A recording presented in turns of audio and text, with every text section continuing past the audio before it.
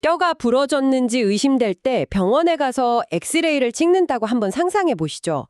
의사는 모니터를 보면서 까만 배경 위에 나타난 뚜렷하고 뾰족한 하얀색 선을 딱 짚어냅니다. 네, 아주 명확하죠. 뼈가 부러졌거나 아니면 멀쩡하거나. 맞아요. 우리는 보통 의학적 진단이나 첨단 AI 기술을 떠올릴 때 이렇게 아주 이분법적이고 대비가 뚜렷한 결과를 기대하잖아요. 보통은 그렇습니다. 시각적으로 확연히 차이가 나니까요. 하지만 오늘 우리가 여러분과 함께 뛰어들 이 심층 탐구의 세계는 완전히 다릅니다.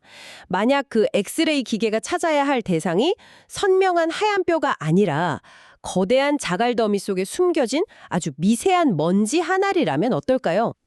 아마 기존의 방식으로는 화면 전체가 그저 뿌연 회색 노이즈로 덮여 있는 것처럼 보이겠죠? 네, 아예 아무것도 안 보이는 거나 마찬가지일 겁니다. 사실 방금 말씀하신 그 자갈더미 속의 먼지가 바로 오늘날 전 세계 식량 산업이 직면한 가장 치명적인 골칫거리를 정확히 묘사하고 있거든요. 그렇습니다.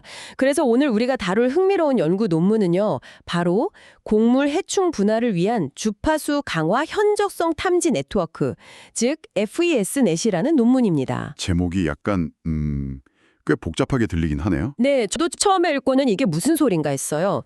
하지만 이 안에는 정말 놀라운 시각적 혁신이 담겨 있습니다. 이 기술의 원리를 여러분의 눈높이에 맞춰서 해독하기 전에 우리가 왜 이 기술을 알아야 하는지 그 스케일, 그러니까 문제의 규모부터 짚고 넘어가 보죠. 네, 그게 중요하죠. 놀라지 마세요.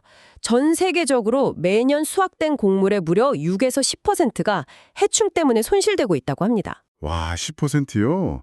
그 수치를 현실적인 규모로 환산해 보면 정말 아찔하거든요. 그게 무려 2억 명이라는 엄청난 인구가 1년 동안 먹을 수 있는 식량에 맞먹는 양입니다. 2억 명이요? 와, 진짜 엄청나네요. 맞아요. 곡물이 창고에 저장되어 있는 동안 그 눈에 잘 보이지도 않는 아주 작은 해충들이 곡물을 갉아먹고 그 안에서 번식하면서 막대한 경제적, 영양적 손실을 일으키고 있는 겁니다. 말 그대로 보이지 않는 어마어마한 식량 도둑들이네요. 정확합니다. 아니 근데 2억 명분의 식량이라니 이 정도면 전 세계가 사활을 걸고 막아야 하는 문제잖아요. 당연하죠. 그런데 솔직히 이해가 잘 안 가는 게 하나 있어요. 요즘 시대가 어떤 시대입니까?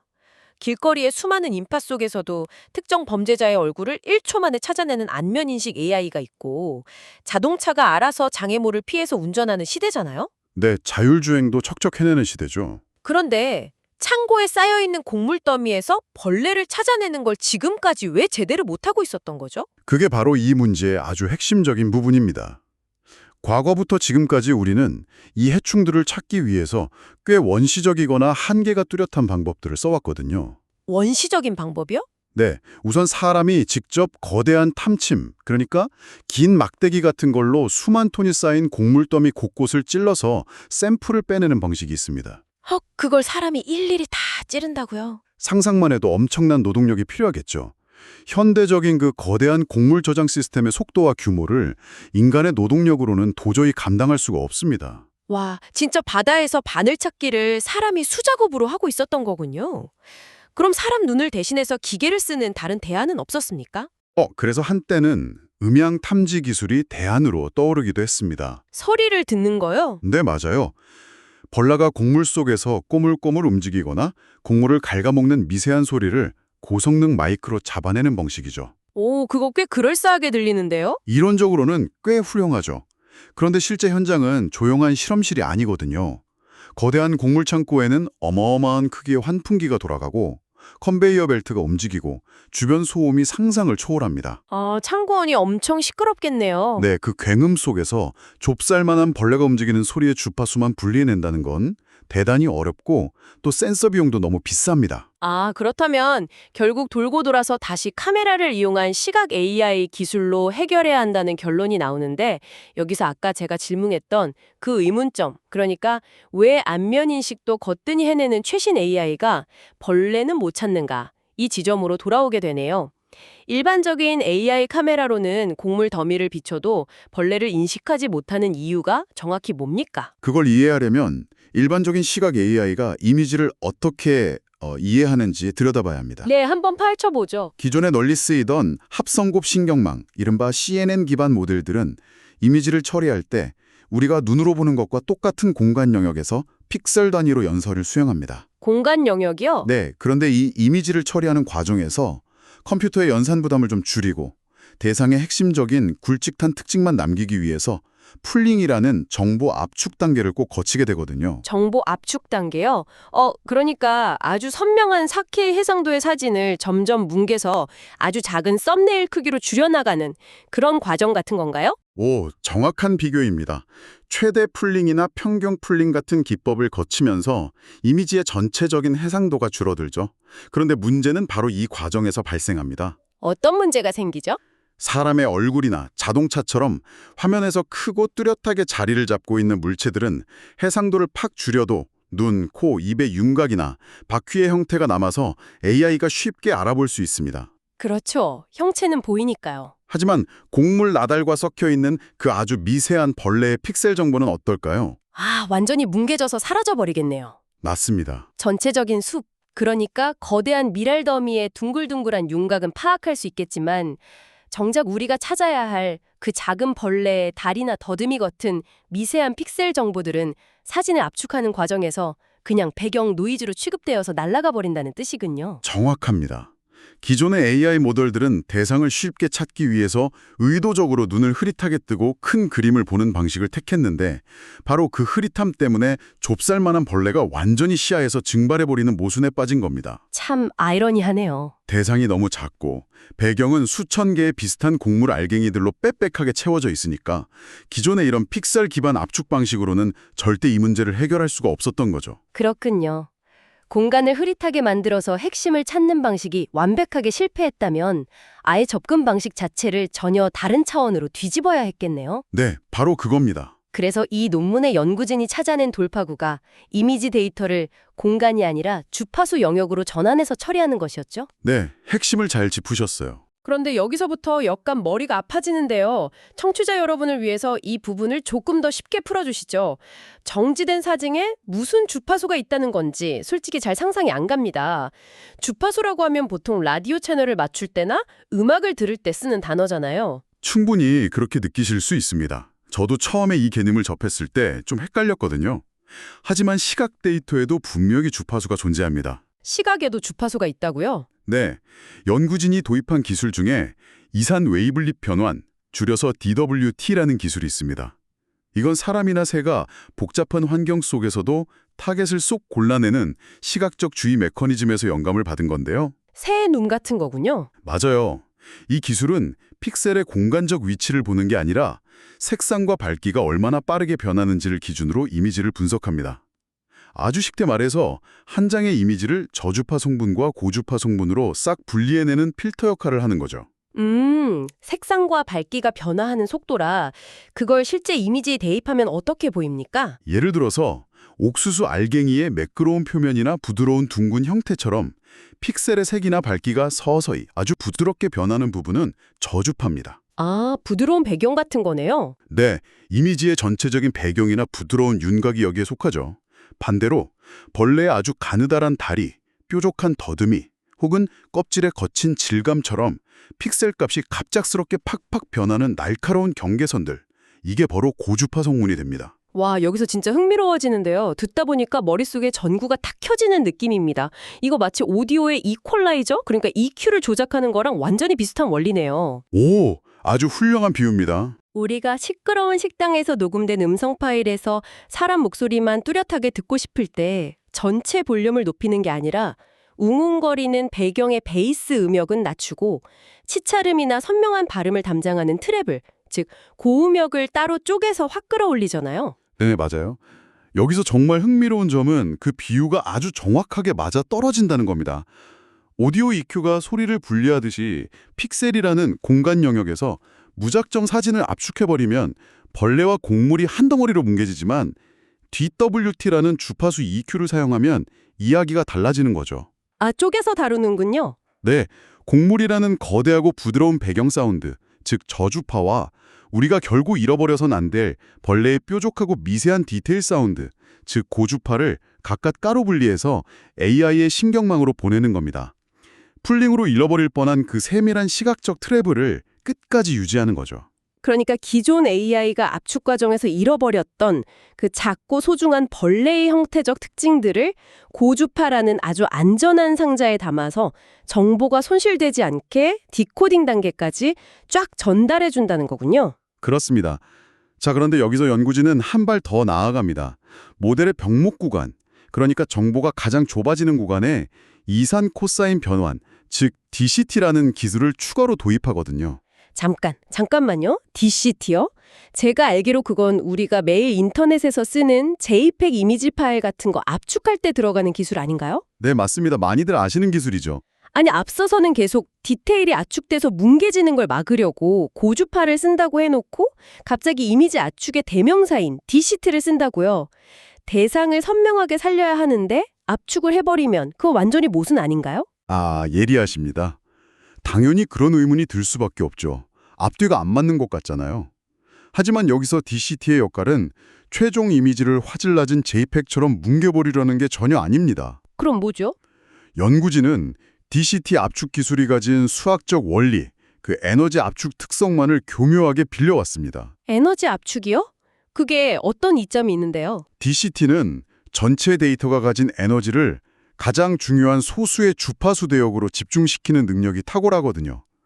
JPEG 파일이 용량은 적은데 사람 눈에는 그럴싸하게 보이는 이유가 쓸데없는 정보는 과감하게 버리고 중요한 정보에 에너지를 몰아주기 때문입니다. 아, 선택과 집중을 하는 거군요. 네, FSNet은 앞서 분리해낸 저주파 배경 정보에 이 DCT를 적용합니다. 이걸 통해서 쓸모없는 곡물 덤이나 어두운 그림자 같은 배경 노이즈는 확 눌러버리고 AI가 진짜 집중해야 할 핵심적인 정보에만 계산 에너지를 몰아주는 채널 주의력을 극대화한 겁니다. 와, 이거 진짜 펀치를 연달아 맞은 기분이네요. 단순하게 해상도를 억지로 지키는 수준이 아니라 고주파수로는 벌레의 미세한 디테일을 꽉 쥐고 있으면서 동시에 저주파수에서는 DCT로 노이즈를 싹 억제해서 진짜 뼈대만 남긴다는 거군요. 바로 그겁니다.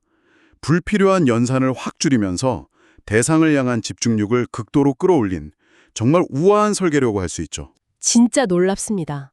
그런데요, 여기서 새로운 의문이 또 하나 생깁니다. 주파수 필터를 통해서 화면 속에서 아주 날카롭고 뾰족하게 튀는 고주파 성분들을 기가 막히게 분리해냈다고 쳐보죠. 네, 하지만 곡물 창고라는 현술에서 뾰족한 고주파 성분이 무조건 벌레의 다리는 아니지 않습니까? 그냥 옥수수 알갱이가 운송 중에 팍 깨져서 끝부분이 날카로워졌거나 아니면 마른 밀집 찌꺼기일 수도 있잖아요.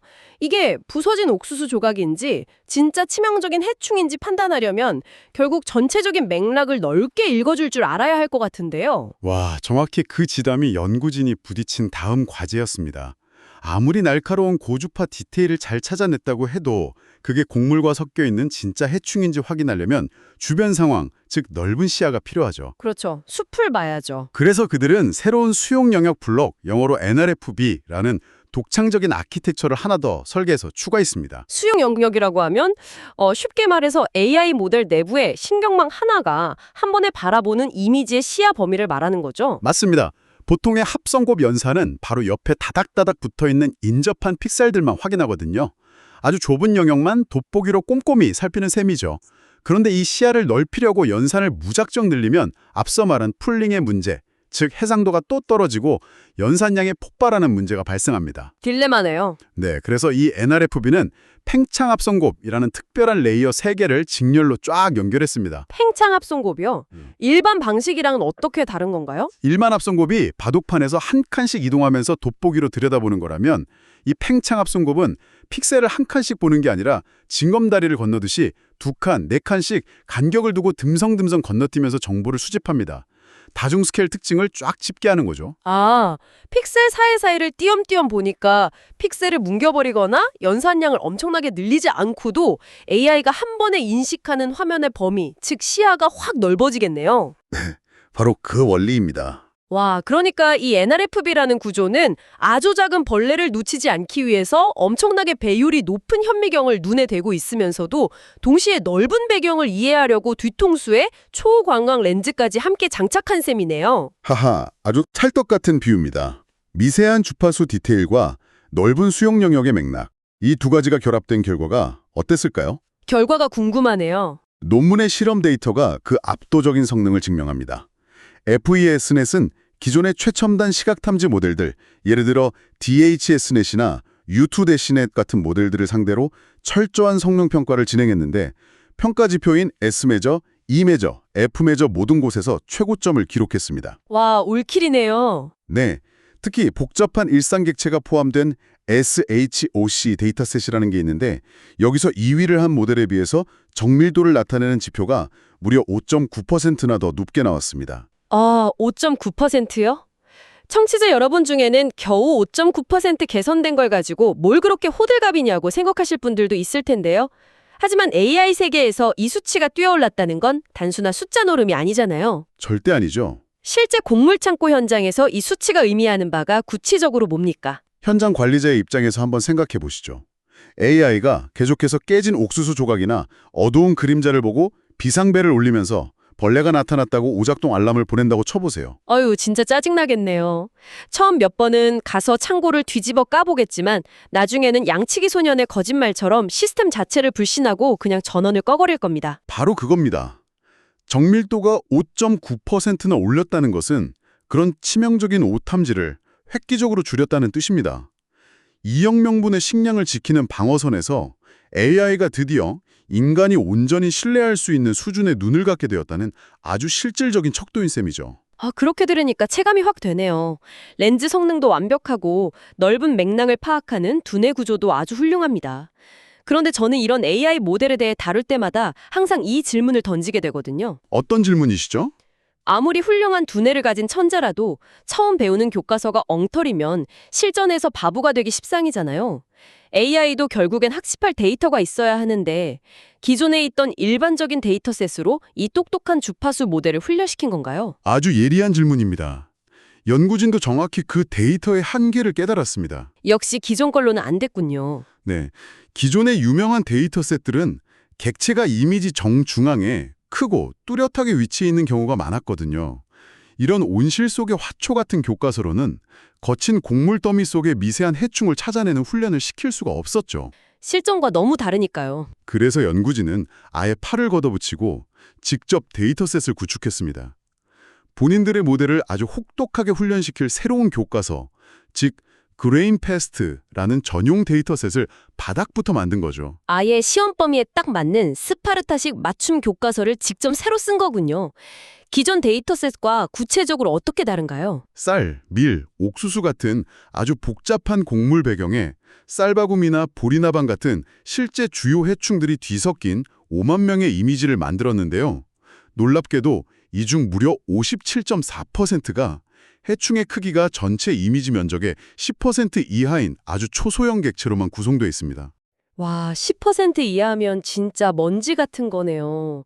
모래사장에서 바늘 찾는 법만 집중적으로 과외를 시킨 거네요? 네, 그런데요. 이걸 더 큰 그림과 연결해 본다면 이 데이터셋 구축 과정에서 정말 감탄이 나오는 하이라이트는 따로 있습니다. 오, 뭔데요? 연구진은 그 500장의 이미지 중에 벌레가 단 한 마리도 없는 순수한 곡물 무더기 사진 50장을 의도적으로 섞어 넣었습니다. 네. 잠깐만요. 아니, 벌레 잡는 AI를 훈련시킨다면서 벌레가 아예 없는 평범한 사진을 교과서에 왜 넣은 거죠? 시간 낭비 아닌가요? 아까 우리가 이야기했던 그 양치기 소년 문제를 원천 차단하기 위한 아주 고도의 전략입니다. 아, 오탐 지원. 네, 실제 창고에 카메라를 달아두면 1년 365일 중에 대부분의 시간 동안 카메라는 그저 텅 빈 미랄 더미만 찍고 있을 거란 말이죠.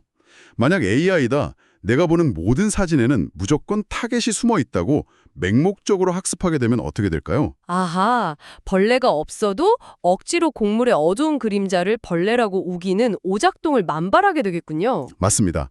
그래서 여긴 아무것도 없어. 그러니까 섣불리 비상벨을 울리지 마.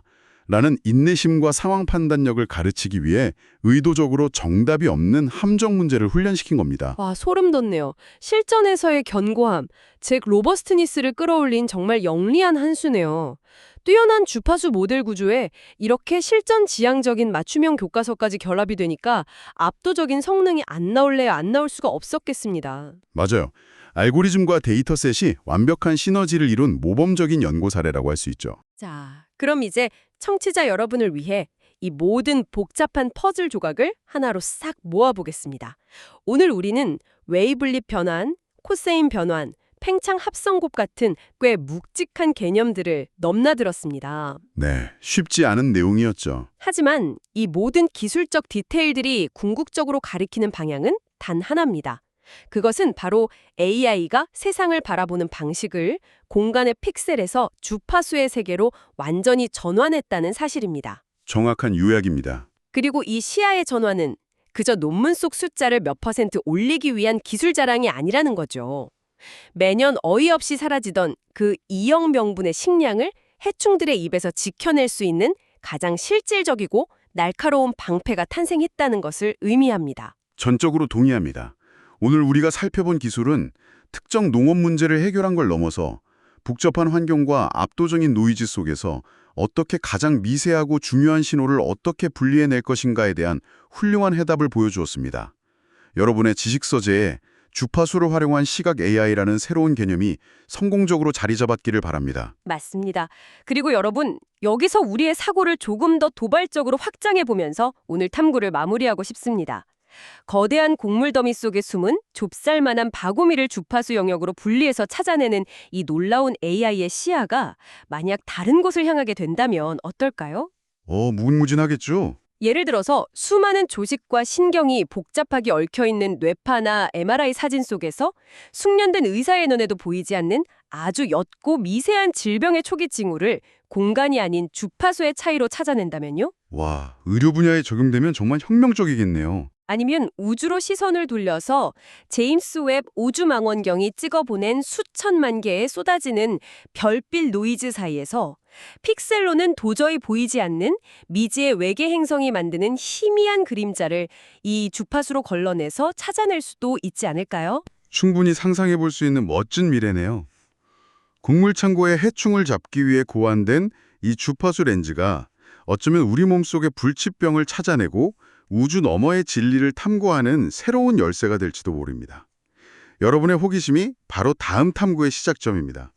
늘 새로운 지식을 갈구하는 여러분과 함께한 심층 탐구 시간 즐거웠습니다. 다음 시간에 또 다른 혁신적인 이야기로 찾아뵙겠습니다.